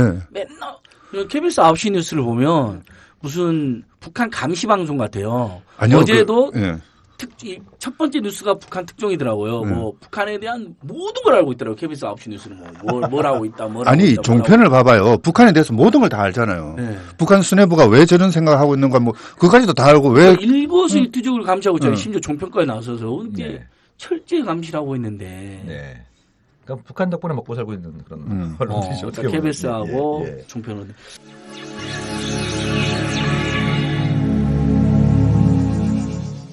다시 조금 더 언론적으로 돌아와서 사실 근데 우리가 꿈꿨던 남북한이나 한반도 평화 우상 이런 건 아니었잖아요. 굉장히 뭉클어져 있는데 사실 가장 중요한 건 대화하고 협상하면 저쪽이 나를 때리려고 하는 마음 자체를 없애면 가장 안전한 거잖아요. 그것은 지금 이명박 박근혜 정부 거쳐서 완전히 우리가 거의 포기된 꿈이 돼버린 건가요? 사실 뭐 잘해주고 협상해서 뭐 그렇게 하면 때릴 이유가 없어지기도 하고요. 또 하나 때릴 명분이 없어지거든요. 그렇죠. 정치는 명분 싸움이잖아요. 아무리 그쪽에서 막 간다 하더라도 명분 없이는 함부로 건드리지 못하는 거잖아요. 무장 해제시키는 방법도 있잖아요. 그러니까 그렇죠. 햇볕이든 아니면 개성이랑 금강당 막 다니면서 평양이랑 수시로 다니면 어떻게 무장을 함부로 할 수가 없잖아요. 우리가 수도 아니니까 이제 여기 원래 패키지 우리 평화 전략이었는데 대표님이 제일 가슴 아프고 아쉬워하실 것 같은데 그 꿈은 완전히 물 건너 간 건가요? 아니죠. 예, 그건 이제 추구해야 될 어떤 남북 관계의 예. 비전, 한반도 평화의 비전이 이제 집 나간 지 한 8년 정도, 8년 넘게 그래서 집을 잠깐 지났죠. 나가 있는 거죠. 예, 예. 저는 다시 돌아올 거다. 예. 또 우리 국민들이 다시 돌아오게 해야 된다. 그러니까 뭐 대화 협상 얘기하면 굉장히 이게 좀 나이브하고 북한한테 뭐 퍼주기하고 북한의 눈치나 보고 있고 비위나 맞추고 막 이런 식으로 폄하하는 이런 부분들이 있는데 결국 그렇지가 않은 겁니다. 그러니까 예를 들면 DJ 정부, 노무현 정부, 뭐 저는 그걸 뭐 이렇게 적극적으로 지지한 입장은 아니었습니다만 이분들이 항상 하신 말씀이 있어요. 북한하고 어떤 협상을 하거나 대화를 하거나 남북관계 개선을 추구하면서 그건 뭐냐면 튼튼한 안보, 강력한 대북 억제. 예. 실제로 이 두 정부 때 군사비 지출이 이명박 박근혜 때보다 한 50% 정도 더 높습니다. 더 지출 많이 하고. 군사비 지출 더 많이 좀 많이 했거든요. 더. 네. 예. 그런 부분들은 한편으로는 이제 국내 보수층을 좀 달래고자 하는 측면도 있겠지만 그분들의 기본적인 대북 정책과는 튼튼한 안보, 강력한 대북 억제에 기반을 두고 북한이 뭐 이런 협상을 해서 대화를 해서 문제를 잘 풀면 다행이지만 네. 그게 실패할 수도 있는 거고 그 과정에서 또 북한이 또 도발할 수 있는 거니까 그걸 억제할 수 있는 힘을 바탕으로 해서 추구한 것이 이제 햇볕 정책이고 포용 정책인 것이지 안보를 포기한 게 아니거든요. 기본적으로. 그럼 그때가 제일 안전했잖아요, 사실은. 지금보다 훨씬 이제 난 거죠. 지금은 뭐 우르르 맨날 막 불안하게. 예. 그리고 또 이게 보면은 이제 그런 분들이 많이 계세요. 대통령부터 시작해서 협상해야 된다. 그럼 인상 쓰세요. 인상부터 쓰세요. 예? 아니 북핵 협상을 20년 넘게 했는데 결과가 이거 아니냐? 그럼 뭐 또 협상이냐? 이런 식으로 이제 이제 얼굴 찌푸리는 분들이 계신데 그 얼굴 찌푸리지 마세요 좀. 예. 그러니까. 제가 단언컨대 지금까지 협상당한 협상은 없었습니다. 그리고 협상하다 말아본 거 아니에요? 예. 그 진짜 최종 단판을 질 수 있는 그 문턱에는 몇 번 갔어요. 그 문 앞에는 몇 번 가봤습니다. 문 앞에는 몇 번 가봤는데 공교롭게도 정말 진짜 이걸 이제 이 최종 단판을 줄 수 있는 최종 협상을 마무리할 수 있는 이 문 앞에서 항상 보면은 그 선수들이 교체가 됐습니다. 변수가 발생하고. 선수들이 교체. 그러니까. 자 대표적인 게 2000년. 네. 지금 미국 그 민주당 후보의 남편이 그때 미국 대통령이지 않았습니까? 그렇죠. 빌 클린턴. 네. 예, 빌 클린턴이 평양에 가기로 했잖아요. 그래서 김정일을 만나가지고 북미 기본조약 체결하고 미사일 문제, 당시 미사일 문제가 큰 문제였으니까 그다음 이제 타결 짓기로 이렇게 하기로 했는데 그때 미국 대선에서 미국 그 연방법원에서 이제 조지 W 부시를 대통령 당선시키면서 부시가 클린턴한테 그랬거든요. 야, 너 평양 가지 마. 너 이미 끝났어 이제 곧 이미 끝나가. 가지 마. 그걸 안 갔어요. 부시 2세가 그랬잖아요. 네. 안 갔어요. 그 사람 맨 조지고 부실 생각만 하니까 클린턴이 가는 게 싫었던 거죠. 엘고가 그때 반발을 했어야 되는데 뭐 한다고 또 그러니까 표노 엘고가 더 나왔잖아요. 그렇죠. 골 때리 나가죠. 미국 선거제도 황당하다는 게 괜히 자기 폼 잡는다고 그냥 한국만 엉망이 돼버렸잖아요. 그러니까 이제 부시가 되자마자 클린턴 못 가게 하고 자기가 백악관 들어가자마자 제일 먼저 취한 조치가 북한하고 미사일 협상 중단시키고 북한 미사일 위협을 근거로 해서 MD, 이 사드 같은 MD 조 선언을 해버린 거 아닙니까? 로키트 마틴 존도 시키고. 그때 아주 진짜 한반도 이 정세에서 아주 극적인 어떤 흐름들이 정말 이 180도 완전히 이게 역전된 이런 부분이 있고요. 근데 그 부시가 나중에 개가천선하지 않았습니까? 이 양반이 개가천선해가지고 임기 막바지면 북한하고 직접 협상을 선택했잖아요. 육지회담에서 직접 협상을 선택해가지고 그래서 임기 초에 북한을 악의 축으로 불렀던 부시가 임기 막바지면 북한을 테러 지원국에서 해지를 했지 않습니까? 예. 우리한테는 어마어마하게 역사적인 기회가 온 겁니다. 왜냐? 미국의 극보수 정권에서 북한하고 협상을 선택하고 그리고 협상을 해보니까 부시도 기분이 좋았거든요. 자기가 이 역사상 최악의 대통령으로 남게 되는 어떤 위기에 처했는데 북한하고 협상을 하면서 몇 가지 문제들 풀어나가는 비핵화의 상당 부분 이제 좀 진전을 이런 어떤 상황이니까 부시도 기분이 좋았거든요. 그리고 평화협정 얘기까지 막 나오고 그랬었고. 그래서 정말 그 이제 최종談판을 향해서 가고 있는데 그때 이번에는 이제 청와대의 주인이 바뀐 거 아닙니까? 청와대의 주인이 바뀐 거죠. 노무현 대통령에서 MB로. 이명박 대통령이 바뀌지 않았습니까? 근데 이분은 도대체 뭘 하자는지 모르다가 대북 정책 방향이 딱 잡힌 게 2008년 8월이었습니다. 그때 무슨 일이 있었냐면 김정일이 뇌관련 질환으로 쓰러진 거죠. 그러니까 뭐예요? 통일의 그날이 다가오고 있다. 그래서 그때 유명한 말씀을 하셨어요. 각각께서. 기다리는 것도 전략이다. 기다리는 것도 전략이다. 자기가 기다려봐서 아는데 기다리다. 일본 가서 뭐 독도 문제 가지고 조금만 기다려달라 그 소리하고. 그래서 기다리기로 한 거예요. 그러니까 곧 북한이 망할 것 같으는데 무슨 뭐 육자회담을 해갖고 무슨 예? 북한의 어떤 그 이제 그때 당시 이제 핵심 쟁점이 됐던 게 육자회담 막바지의 핵심 쟁점이었던 게 북한이 신고한 핵 신고에 대해서 이제 검증 문제였거든요. 네. 근데 이 검증 문제는 그때 2단계가 아니라 3단계에서 그 논의하기로 한 사안입니다. 근데 이거 각각께서 2단계로 가져오신 거예요. 예. 북한이 신고한 걸 우리가 확인해서 그게 맞을 때 자기들이 약속한 에너지 지원을 하겠다.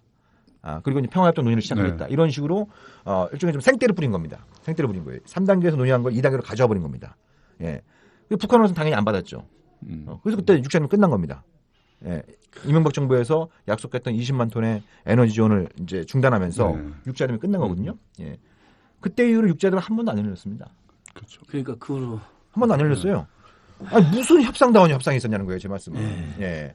그러니까 협상의 시대는 가버리고 그 사이에 북한은 굉장히 빠른 속도로 핵과 미사일 능력을 강화시키고 있고 뭐 최근에는 이제 SLBM 잠수하면서까지 이제 쏴대는 이런 상황은 물론 일차적인 책임은 북한한테 있겠지만 과연 우리가 북한으로 하여금 다른 선택을 하도록 얼마만큼 외교적인 노력을 기울였느냐, 우리가 얼마만큼 진정성을 가지고 협상을 하려고 했느냐 이렇게 물어본다고 한다면 적어도 제가 보기에 이명박 정부하고 박근혜 정부는 빵점에 가까운 거죠. 그러니까 오히려 협상의 시대에 대북 억제나 북한이 핵이나 미사일을 개발한 걸 억제시키기도 지연시키기도 하고 네. 포기까지 못 시켰어도 네. 그러나 협상 무용론을 주장했던 자들이 득세한 시대에 보니까 오히려 빠르게 핵과 미사일이 늘어나는 네, 역설이 발생하는 이게 이 팩트가 정확히 국민한테 알려드려야 될 것 같아요. 심지어 네. 그 MB 정권 때 그 실세했던 이재호 전 의원 네. 라디오 방송에 나와가지고 사드 대안 뭐냐 그러니까 협상이라고 그랬어요. 네. 대화 협상이라고 그러더라고요. 며칠 전에 그랬어요. 예. 네. 공천 못 받아서 그러신 거 아닌가요? 물론 뭐 그래서 그런 건지 어쨌든 지금 현재 대안은 그 방법 외에 다른 방법이 있을 것 같지는 않아요. 그러니까요. 세상에 어떻게 이렇게 막 가는 건지. 그리고 지금 본격적인 상황이. 협상이 됐다 하더라도 그게 협상이 뭐 시작한다고 해서 하루아침에 되는 거 아니잖아요. 그러니까 지금 제가 보기에 가장 급한 문제는요. 일단 북한이 핵과 미사일을 더 만들지 못하게 하는 게 급합니다. 예. 동결이죠, 그렇죠. 동결. 예. 일단 멈춰서는 게 중요합니다. 그러니까 지금 뭐 북한이 잠수하면서 미사일 쏘니까 뭐 한국도 핵잠수함 가져야 된다, 뭐 한국도 핵무장해야 된다, 별의별 게 다 나옵니다만 대부분 다 실현 불가능하거나 자의적인 것들입니다. 예. 그러면 지금 상황에서 굉장히 중요한 건 뭐냐면, 그러니까 북한의 이 SLBM 잠수함 발사 탄도미사일의 전력적 가치를 떨어뜨리는 겁니다. 그건 뭐냐면 거기에 핵탄두를 장착할 여력을 없애나가는 겁니다. 예. 북한이 핵물질 생산이 중단되면 그러면 북한이 SLBM에까지 핵탄두를 장착할 여력이 줄어들게 되지 않겠습니까? 그렇죠. 예. 그리고 북한이 이 SLBM의 전략적 가치를 극대화하는 방법은 핵잠수함을 만드는 거죠. 북한이 그 능력이 있는 점들은 아직 모릅니다. 예. 근데 이 SLBM 이 발사를 포함한 북한의 최근 몇 년 사이에 이 쭉 흐름들을 종합해보면 외부 전문가들이 생각했던 것보다 훨씬 더 이 핵과 미사일 능력이 지금 뛰어나게 증가하고 있다는 건 뭐 분명한 것 같습니다.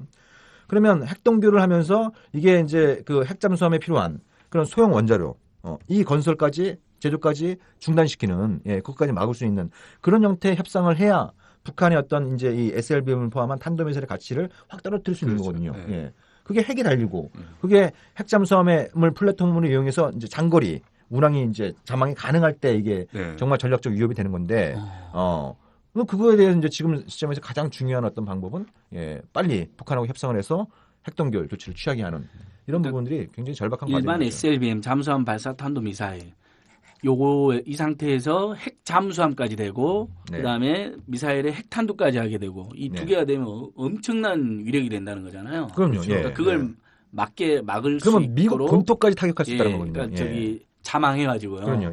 그 뭐 3개월인가 이렇게 숨어 있을 수 있다면서요. 핵잠수함이 되면 3개월인가? 30일인가? 핵잠수함 하면 뭐 일단 이론적으로는 1년까지 가능합니다. 그러니까 최장 어디 러시아인가 어딘가 최장으로 이렇게 중국 잠수함인가 숨어 있다던데요, 한번.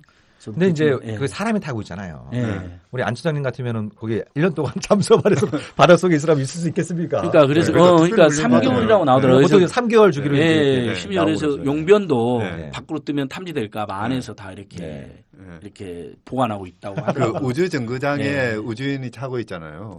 그거하고 똑같은 원리라고 보면 되겠죠. 사람은 심리에는. 야, 그러니까 정말 오늘 쉽게 설명이 잘 나왔으니까 사실 우리 국민 입장에 좀 냉정해 보면 북한하고 밀당이 좀 있었던 거지 제대로 협상이 아닌데 새누리당 분들이나 수고 언론에서 마치 뭐 너무 많은 협상을 너무 많은 퍼줬다고 계속 그러니까 약간 이미지는 협상을 되게 길게 한 거 아니야 지리하게. 네. 근데 전쟁까지 한 나라들이 수십 년간 냉전했는데 협상이 오래 걸릴 수밖에 없는 거잖아요. 그렇죠. 당연히 그렇죠. 또 밀당이 네. 계속 있을 수밖에 없는 거고. 그 옆집 아저씨하고 싸운 앞집 아저씨하고도 화해할 때 오래 걸리잖아요. 보면 그 옆에 주변에서 이렇게 할 때도 네. 보면 뭐 메신저를 둬서 왔다 갔다 네. 하기도 하고 뭐 술자리를 한번 같이 데리고 왔는데 왜 저놈 저기 나와 있냐고 나한테 말도 안 하고 그래서 뭐 뛰쳐나가기도 하고 본인 얘기죠. 상자에다 네. 본인 얘기죠. 뭐 제가 네. 경험한 일 그런 경우 많잖아요 보면 그래갖고 나중에는 뭐 또 한 좀 기다렸다가 이번에는 그분 그 자리에 있다 한 번 더 가자 이렇게 설득해서 가기도 하고 아니 심지어는 A집 B집 싸우는 것 그 할 때도 온갖 밀당 협상을 하는 사람들이 그거 민족 대 민족이 지금 수십 년간 전쟁을 해가지고 네. 이런 건데 싸우고 근데 중요한 게요. 예. 북한의 예를 들면 핵동결에 대한 어떤 북동결 핵동결하면 거기에 대해서 이제 북한한테 뭘 줘야 될 거 아닙니까? 그건 이제 그걸 갖다 자꾸 이제 보수 쪽에서는 사실 그 진보수의 문제도 아닙니다만 아무튼 또 북한한테 또 퍼주자 얘기냐 뭐 이런 식으로 이제 반응하는데 사실 퍼줄 필요 없는 겁니다. 퍼줄 필요 없고 그에 대해서 가장 확실하게 할 수 있는 방법은 제가 보기엔 두 가지입니다. 하나는 한미합동 군사훈련을 중단하거나 아니면 그 규모를 대폭적으로 축소하는 거죠. 네. 더 확실한 건 평화협정 체결입니다. 네. 그게 무슨 돈이 들어갑니까? 군사훈련 중단하고 축소하면 오히려 돈 아낄 수 있는 거죠. 예. 아니 평화협정 체결하는데 무슨 돈이 들어갑니까? 그럼 그건 북한한테만 좋은 게 아니다. 우리한테도 좋은 거죠. 미국한테도 좋은 겁니다. 아니 평화협정 사인하면서 미국하고 한국만 북한을 공격하지 않겠다 약속하겠습니까?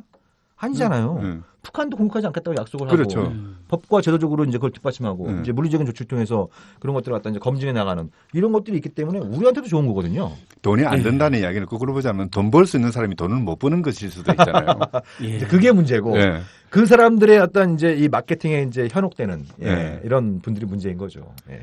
평화협정 같은 게 체결되면 그냥 단순히 문서로서 효력이 있는 것이 아니라 국제법적 효력에다가 예를 들면 그걸 뒷받침하기 위해서 뭐 예를 들면 저기 양측을 감시하는 걸 뭐 평양이라든지 그렇죠. 군부대 네. 밀집 지역에 뭐 설치한다 뭐 이런 후속 조치들이라는 이런 걸 그 얼마든지 할 수 단순히 있는 거죠. 그 문서에 서명하는 걸 거치지 않죠. 네. 상호 이제 확인 네. 절차도 있고요. 그러니까 감시 절차도 유엔이 있고. 지금 38선에서 감시했던 것처럼 양측을 그런 식의 조치를 또 취하고 그러는 거 아니에요. 네, 뭐 구체적인 것들은 여러 가지 네, 아이디어가 네. 있을 수 있는데 일단 큰 틀에서 볼 때 이 평화협정에 대한 어떤 이제 본능적인 거부감 이런 부분들을 좀 정부나 좀 새누리당이나 또 보수 언론 쪽에서는 버려주시면 좋겠다. 그거 외에는 제가 보면 답이 없습니다. 네. 예, 그거 외에는 왜 답이 없는 평화협정을 본능적 고발고 어감도 좋은데 평화협정. 그렇죠. 네. 지금 우리가 정전협정 상태잖아요. 전쟁을 잠시 중단한 상태를 영구 정전으로 하는 건데 네. 왜 그걸 싫어할까요? 그냥 언제든지 전쟁 한번 해야겠다고 생각하는 건가요? 속으로? 뭐 그렇게까지 생각하고 싶지는 네. 않고요. 네. 예, 다만 이제 워낙 이제 오랫동안 사람들이 이제 보수 쪽에 있는 사람들이 생각하시는 게 이제 그런 거죠. 북한의 의도는 평화협정을 체결하고 주한미군을 철수시켜서 남한을 적과 통일하는 거다. 네. 뭐 이런 어떤 일들이 오랫동안 막 그런 부분들이 있고 또 이게 이제 평화협정이 어찌되었던 뭐 이제 진보 개혁 정권의 아젠다라고 생각하니까 일단 같은 일이라도 저 진보 쪽에서 하는 건 이제 싫은 거죠. 예. 예를 들면 대표적인 전시작전과 환수 문제가 예전에 이제 그런 어떤 부분들이니까 그러니까 저 진보 쪽에서 한 거, 뭐 저는 제가 보기엔 진보라는 표현도 무리가 있습니다만 아무튼 그런 개혁적인 정권에서 추구했던 것은 싫다. 이런 또 정치 본인들이 주도해서 평화협정하고 남북 상호 합의하에 뭐 예를 들면 전쟁이 안 나게 뭐 중국이나 미국이 감시 같이 하게 하는 뭐 이런 시스템 만들면 되는 거 아니에요? 아니 근데 뭐 한마디로 싫은 거죠. 뭐 지금 예전에 김정일 비서가 주한미군 용인할 수 있다 통일해도 이런 이야기 비슷하게 했다는 거 아닌가요? 그런 2000년에 이제 그 네. 김대중 전 대통령이 만나서 이제 그런 합의를 그렇죠. 보냈다라고 이런 네. 얘기들이 나왔었고 네. 실제로 북한의 입장에서 어쨌든 가장 중요한 거는 뭐 지금은 어떤지 모르겠습니다만 뭐 적어도 김정일 시대 때까지는 북미 관계 정상화거든요. 네. 북미 관계 정상화, 북미 수교이고 또 북미 수교를 하려고 하는데 주한미군 철수를 요구해서 그게 이제 안 되는 거니까 네. 예. 그걸 사실상 좀 양해하는 이런 어떤 부분들은 사실 90년대 초반부터 예. 그러니까 저도 공부할 때쯤 네, 보면 그렇죠. 이북이 주한미군 철수를 사활적으로 걸지 않는다. 이미 상당 용인한 속에서 북미 관계 개선하자. 네. 한반도 평화를 그렇게 구상하자. 이렇게 겉으로 많이 내놓는 해석됐거든요. 목소리하고 속으로 예, 생각하는 그러니까 의도는 겉으로는 다르겠죠. 뭐 철수해야 네. 된다 그러면서도 네. 속내는 다르다. 이런 해석이 많이 있었잖아요. 네. 그러면 우리 이제 보수적인 분들의 불안감도 좀 줄어들 거고. 계속해서 살 지금 길이 이제 있는데. 예. 예. 저 국방부나 이런 쪽에서 보면 백서에 보면은 아직도 우리나라는 북한보다는 전력이 떨어진다 뭐 이런 보고서 계속 내놓잖아요. 그러니까 그 참 국민들이 들고 일어나야 될 문제인데요. 네. 그러니까 그 그게 말이 안 돼요. 40조를 쓰면서 어디다가 쓰는 거야? 그러니까 저는 그거 볼 때마다 그리고 떨어질 뿐만 아니라 미국 없이 다이다이 붙으면 진다. 네. 계속 그 말 하거든요. 그래서 가서 네. 그런 얘기해서 이제 논란이 되고 막 그러지 않았습니까? 그러니까 이분들이 이제 우리가 이제 국민들은 잘 모를 테지만 우리가 좀 뭐 여러 가지 비리로 해서 이제 많이 좀 빼먹고 있다라고 하는 걸 다 전제로 깔고 그런 말씀하시는 건지. 아니 비리가 그 많은 건 자기 사실. 고백인지 내부 아니, 고발인지. 그러니까 말이라도 자존심 세우면서 창피하잖아요. 우리가 북한하고 미국 없이도 이기는데 미국 있으면 확실히 이긴다. 뭐 네, 이렇게 네. 말하는 게 아니라 그때 정말 그런 황당한 말 하대요. 진다고. 예. 그건 근데 사실 그것도 좀 저는 잘 이해가 안 되는 게 그러니까 공격 전력과 방어 전력은 다른 거 아닙니까? 네. 그러니까 국방 백서가 나오려면 적어도 평화 통일을 생각하는 그런 체제에서 이야기를 하자면은 우리가 북한의 공격을 저지하기 위한 전력이 100인데 지금 현재 수준은 어디냐. 네. 이 이야기를 해야 될 거 아니에요. 네. 근데 그냥 그냥 평균적으로 놔두고 북한이 대포 몇 개 있는데 우리는 몇 개니까 우리는 안 된다. 이런 이야기를 하고 나라의 있거든요. 세계는 나라의 세계 여전히. 네. 나라의 세계식의 이런 어떤 부분들이 있는 것 같고요. 근데 제가 한두 가지만 더 이렇게 강조드리고 싶은 말씀이 있는데 첫 번째는 이건 진보 보수의 문제가 아닙니다. 네. 예. 뭐 예를 그렇죠. 들면 아까 뭐 저기 ABM 조약도 잠깐 말씀드렸습니다만 미국의 이 MD 문제, 이 전략적 균형 관련된 문제에서 아주 중요한 선택을 한 정권들은 대부분 다 보수 정권이었습니다. 옛날에 60년대에 그 이제 존슨 행정부에서 지금 MD의 할아버지격이라고 할 수 있는 센티넬이라고 하는 이제 그런 MD 시스템을 추구를 했다가 소련이 강력하게 반발하니까 리처드 닉슨, 냉전의 전사를 불렸던 리처드 닉슨이 그 계획을 처리하고 소련과 협상한 선택을 했던 것도 미국의 보수 정권이었고요. 이 도널드 레이건, 이 양반도 초기에 뭐 SDI 막 그래가지고 막 이제 소련의 핵미사일을 다 잡겠다고 막 이렇게 난리치다가 스타워즈 구상도 그랬었잖아요. 임기 막바지에는 그게 허망한 구상이라는 걸 알고 예산 다 이렇게 줄여가면서 소련과 고르바초프하고 협상을 선택을 한 거죠. 그래서 총성 한 방 울리지 않고 미사일 한 방 교환하지 않고 냉전 존식에 이르렀던 것이고 우리에만 보더라도 부시가 초기에는 뭐 북한 위협, MD를 하려면 북한 위협이 필요하니까 그러니까 클린턴도 못 가게 하고 이제 미사일 협상도 중단시키고 악의축으로 막 몰아붙였지만 임기 막바지에는 MD를 적어도 이 아시아 쪽에서는 MD를 후순위로 밀어놓고 북한하고 협상을 선택했던 거거든요. 다 하나같이 극보수 정권들입니다. 미국에서. 예.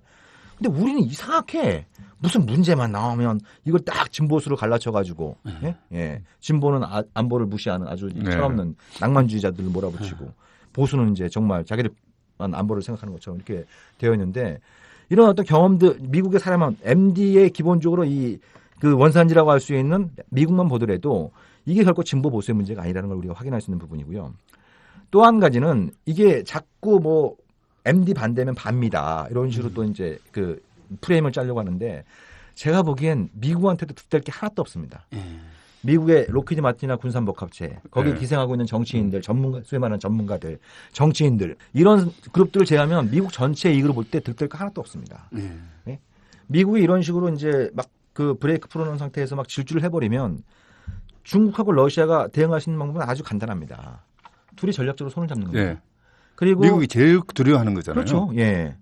그러니까 아까 말씀드린 것처럼 미국이 어떤 MD 시스템을 만들어도 중국과 러시아는 기술을 갖고 있습니다. 그런 MD 시스템을 무력화시킬 수 있는 전략무기의 기술을 갖고 있고 중국은 돈이 있잖아요. 예. 둘이 그렇게 결합해갖고 미국의 MD 시스템을 무력화시킬 수 있는 그런 어떤 전략무기를 만들겠다가 나와버리면 그러면 미국의 안보 위협은 훨씬 더 커지는 거예요. 그렇죠. 그건 일본도 마찬가지입니다. 우리는 말할 필요도 없는 거고 과연 이게 미국한테 이로운 건가? 저는 오바마 행정부에서 지금 이 점을 생각하고 있는지는 잘 모르겠습니다만 임기가 얼마 안 남았고 또 대선도 있고 하니까 오바마가 이 계획을 갖다 변경할 가능성은 상당히 낮아 보입니다만 적어도 미국의 차기 정부는 이 문제에 대해 고민할 수밖에 없습니다. 왜냐하면 시진핑하고 푸틴은 단판을 지려고 하겠죠. 그렇죠. 너희들 사드에서 이 중로 간의 전략적 결정을 감당할 거냐, 감수할 거냐, 아니면 사드 계획을 변경하고 우리하고 새로운 관계를 모색할 거냐, 양자택일하라 이렇게 이제 단판을 지으려고 할 거고 그런 상황에서 어떤 미국이 그냥 그걸 무시하고 미국의 차기 정부가 밀어붙이긴 쉽지 않을 거다. 그래서 그런 상황에 만약에 온다라고 가정을 하면 그때 한국의 상황이 중요한 것이죠. 네. 한국에서 이제 이미 끝났다. 판 정리됐다. 그러면 이제 이 미국의 새로운 행정부에서 사드 배치로 가자는 쪽에 힘을 얻을 거고 그게 아니고 이제 이 현지 주민들의 이제 반발이 계속되면서 부지 확보가 여의치 않아지고 그죠? 예.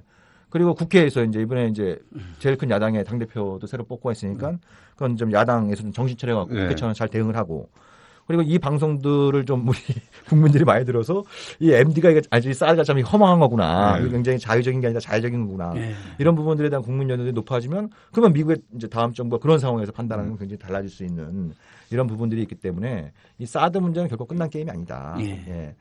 우리 국민들이 참 그 살기 힘드신데 이런 문제까지 알아야 되나 참 피곤한 나라에 살고 있습니다만 진짜 그래요. 예. 네. 그러면 이왕 이렇게 된 거 한번 제대로 공부해보고 토론해보고 한번 이거 한번 합의를 시도해보자. 정말 예. 진정으로 우리가 대한민국 국민들의 안전과 국가 이익과 안보를 지킬 수 있는 그런 가능한 최선의 방법이 무엇인지 한번 이 기회에 한번 공부해보고 토론해보자. 예, 그런 기회를 삼았으면 하는 생각입니다. 그 옛날에 아무래도 도움이 안 되고. 미국에서 총기 사고가 많이 나니까 그 미국 행정부가 취한 방책이 있잖아요. 총을 더 가져라 그러면은. 예. 그러니까 그래가지고 지금 이제 엉망이 돼버렸지 않습니까? 예. 딱 지금 그 길을 그대로 걷고 있는 것 같아요, 네. 우리 정부가. 네. 그러니까 그런 예들이 너무나 많은데요. 네. 그렇죠? 그다음에 실제로 한국 경제도 굉장히 안 좋은데 미국 경제도 마찬가지고 중국하고 사이좋게 교역해야 될 한국이나 미국이나 특히 한국은 훨씬 더 의존도가 강한데 민생 경제도 엄청난 악영향을 끼치고 지금 벌써 기업들은 네. 아우성이 터지고 나오고 있더라고요. 뭐 한류 사업 같은 예. 게 좌절되고 있고. 예. 예. 뭐 하나 이 정권은 그러니까 합리적인 배려를 하지 않는 그러니까 이게 경제 문제를 제가 한 말씀만 더 첨언드리면요. 네. 국가 경제 전략적으로 볼 때 굉장히 리스크가 큰 겁니다. 왜냐하면 자 차라리 냉전 시대 때 미국이 한국을 그 이제 동아시아 최전방 방문지 만들 때는 경제 관계에서도 여러 가지 지정학적인 고려를 했죠. 그래서 한국에 여러 가지 이제 경제적으로 이제 혜택을 많이 베풀지 않았습니까? 예, 원조도 많이 하고 네. 차관도 많이 제공하고 또 수출 시장도 열어주고 이러면서 경제적으로 부유한 한국을 만들어야 이게 효과적으로 이제 방공 경제가 구축된다고 하는 지정학적인 고려가 있었습니다. 그런데 미국과 소련 냉전 정식으로 이제 안보 따라 경제 따릅니다. 경제 문제가 와서 미국이 국물도 없잖아요. 그리고 전반적인 미국의 추세는 이른바 보호무역주의를 강화하는 뭐 이번 대선에 누가 되냐에 따라 좀 차이 있겠습니다만 일단 우리부터 잘 먹고 잘 살자 이런 쪽에 이제 굉장히 강하니까 보호무역주의를 강화하는 방향으로 간단 말이에요. 그럼 예를 들면 한국이 사드 배치 수용하면 미국이 경제적으로 봐줄 것 같습니까? 전혀 그런 게 아니죠. 예, 그건 이제 따로 논 지가 이제 오래되는 이런 어떤 부분들인데 그런 이제 미국의 어떤 사방 세계에서 보호무역주의가 강화될 때 그나마 우리 경제가 미래의 활로를 모색할 수 있는 게 북한. 또 북한을 거쳐서 유라시아 데리고 나가는 국방 경제 이쪽이 이제 이 지리 경제적으로 굉장히 중요한 어떤 미래의 비전이라고 할 수 있는데 사드가 딱 배치돼 버리면 이게 더 꽉 막히는 거죠. 그래서 남쪽에서는 보호무역 장벽이 쫙 이렇게 오는 거고 북방 경제로 진출하는 것은 이 사드 장벽에 딱 가로막히게 되고 그죠? 그러면 한국은 한편으로 보면 이 지리 경제적으로 굉장히 중요한 아주 유리한 위치에 있다고 보시는데 그런 유리한 위치는 사라지게 되고 이 지정학의 감옥 이 강대국들의 패권 경제에 이 감옥에 계속 그 신세로 살아갈 수밖에 없는 그렇기 때문에 국가 전략적으로 굉장히 심각하게 고민해야 되는 문제다. 지금 또 중국이 한국에 대해서 잽을 던지고 있는 거잖아요. 건투로 비유하자면 툭툭 건드리고 있는데 어느 시점에서 카운터펀치가 날아올지도 모르잖아요. 그렇습니다. 보통 걱정이 아닙니다. 뭐 중국과의 관계도 그렇고 남북 관계도 그렇고 특히 박근혜 대통령 최근에 하시는 말씀들 보면 마치 뭐 전쟁이라도 한판 하자는 식으로 날선 호전적 언어를 물론 북한도 그런 편이지만 이건 참 너무한다 양쪽이 다 이런 생각이 드는데 이럴 때일수록 우리 국민들께서 이건 아니다라고 이야기를 해주고 북한에 대해서도 그건 아니다라고 이야기하는 것처럼 계속 그런 평화의 목소리 다른 목소리 화해의 목소리를 내야 될 것 같은데요. 오늘 정욱 대표님 아주 좀 어렵잖아요. 이 사드 문제가 어렵더라고요. 다른 문제에 비해서. 근데 굉장히 쉽게 설득 있게 잘 이야기해 주셨습니다. 정말 감사하고요. 네, 고맙습니다. 예, 우리 마무리 말씀 이렇게 한마디 해주십시오. 예. 예, 일단 뭐 이렇게 참팟에 나오게 돼서 대단히 영광으로 생각을 하고요. 제가 또 영광입니다. 제가 이렇게 뭐 최대한 좀 쉽게 말씀드리려고 노력을 했는데 여러 가지 좀 미흡한 점이 있더라도 좀 양해의 말씀을 구하고요. 일단 저는 지금부터 시작이다. 지금부터 시작이다. 정말 우리 대한민국의 진짜 안보를 위한 길이 어떤 길인지 이런 부분들 그리고 자꾸 우리가 외세니 강대국이니 이런 어떤 좀 자폐적인 이런 용어들이 많이 유행하고 있습니다만 문제는 우리 안에 있다. 우리 안에 있다. 우리 스스로가 우리가 이 국민들이 뽑은 정부가 문제를 해결하려고 하는 의지와 능력이 없으면 어떻게 주변 국가들이 그런 상황에서 돌려고 하겠습니까? 그래서 저는 이 사드 문제를 포함한 어떤 이제 한반도의 또 이 미래의 엄중한 이런 상황을 돌파할 수 있는 부분들은 일단 우리 국민들이 이 문제에 대해서 관심을 가지고 참여도 하시고 그리고 무엇보다도 이 정말 문제를 해결하겠다는 강력한 의지와 또 실력을 갖춘 그런 정치 리더십을 우리 국민들이 만들어낼 수 있을 때 우리가 희망의 어떤 길을 열어나갈 수 있다 이런 생각을 갖게 됩니다. 마지막 말씀까지 고맙습니다. 한상희 교수님께서도 사실 이 문제는 어떻게 보면은 그렇게 동아시아 지역 또는 뭐 동북아시아 지역도 마찬가지죠. 그 이제 미국 관점에서 보면 서태평양 지역이겠죠. 여기 이제 새로운 냉전 체제가 만들어지는 것 아닙니까? 뭐 그 냉전 체제가 만들어진다 어쨌든 왜 그 희생양을 최전성의 희생양을 우리가 감당해야 되느냐 이 부분도 좀 고민해야 될 것 같아요. 사실 어떻게 보면 사드 배치라는 뭐 어떻게 보면은 하나의 문제이지만은 이게 앞으로 더 이어지면은 계속해서 군비 경쟁으로 가야 되는 거거든요. 우리는 여태까지 북한에 대비해서 뭐 군비를 갖춰왔다고 이야기를 하지만은 이제는 다시 중국까지도 의식해가면서 뭔가 군비를 만들어야 되는 이런 상황도 올지도 모르겠어요. 뭐 우리의 이익을 위해서가 아니라 어떤 다른 나라의 이익을 위해서 우리가 희생해야 되는 이런 상황이거든요. 그렇지 않아도 경제도 어렵고 삶이 팍팍해지는 이런 시대에 좀 우리 국민들이 이 부분에 대해서 좀 더 많은 좀 어렵더라도 공부를 하고 좀 토론을 하고 그래서 우리가 주체가 되는 우리의 이익을 위해서 뭐 군사적인 결정을 하든 뭐 또는 북한하고 대화를 결정하든 우리가 결정하는 우리가 주체되는 그런 그 체제를 좀 만들어냈으면 좋겠습니다. 예, 교수님 고맙습니다. 우리 한반도 정말 상황 암울하네요. 우울하기도 하고. 그러나 결국 우리 시민들이 또 우리 민족이 화해와 평화의 힘으로 헤쳐나가야지. 안 그러면 더 당하게 생겼으니까 그렇죠. 더 어려워지는 거니까. 우리 세월호 가족들, 가습기 참사 유가족들 곳곳에서 또 이렇게 농성 나오고 있는데 이런 문제들을 해결 안 하면서 이 정권이 정말 엉뚱한 데에만 힘을 쏟는 것에 대한 분노를 제가 잊지 않아야 될 것 같습니다. 우리 정우식 대표님 여러분 너무 대단하시죠. 그래서 국민TV 팟캐스트 진짜 안보를 김종대 의원하고 진행하시거든요. 그래서 그것도 많이 들어주시고요. 또 우리 정우식 대표님 평화네트워크 대표입니다. 그래서 저도 한 99년도부터인가 이렇게 한 달에 만원 지내는 회원이었는데 우리 평화네트워크도 여력이 되시면 또 이렇게 후원회원도 가입해 주시고요. 그래서 정우식 대표님께 여러분이 많이 또 힘을 보내주셨으면 고맙겠습니다. 오늘 정 대표님, 한상희 교수님 정말 고맙습니다. 꼭 우리 시민들의 힘으로 이 싸납고 더러운 사드를 아재 개그가 아니라 저는 정말 그렇게 생각합니다. 우리 한반도에 정말 싸납고 더러운 상황이다 이것은. 그래서 꼭 몰아냈으면 좋겠습니다. 다들 수고하셨습니다. 네, 감사합니다. 안녕히 계세요. 안녕하세요. 아카데미 느티나무 강좌를 7년째 듣고 있는 70살 넘은 할머니 정애자예요. 저에게 아카데미 느티나무는 새로운 배움터입니다. 배움을 통해 행동하는 시민의 발걸음에 동참하고 있다는 것이 뿌듯하답니다. 즐거움과 나눔, 웃음과 실천이 있는 배움의 공간, 아카데미 느티나무에서 뵐 수 있기를 기대합니다. 참, 아카데미 느티나무는 참여연대 부설 시민교육기관입니다.